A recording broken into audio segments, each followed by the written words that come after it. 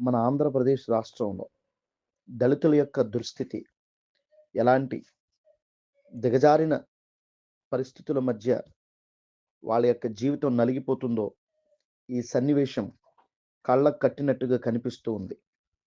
మనుషుల మధ్య మానవత్వం చచ్చిపోయి కులాల కుంపట మధ్య విద్వేషాలు పురుడు పోసుకుంటూ ఈరోజు మనిషిని మనిషిగా చూడలేనటువంటి ఒక వికృతమైనటువంటి సమాజాన్ని మనం చూస్తూ ఉన్నాం.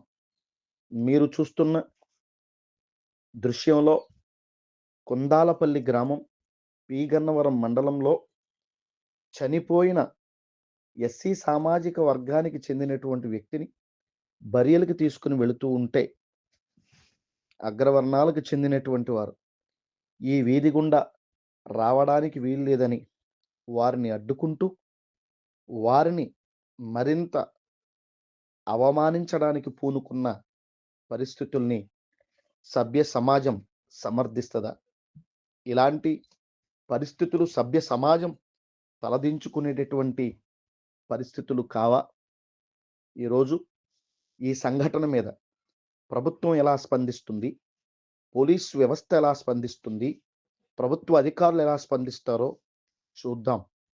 కుల నిర్మూలన, కుల వివక్ష అనేవి ఈ సమాజంలో నుండి బయటకు పోలేదు.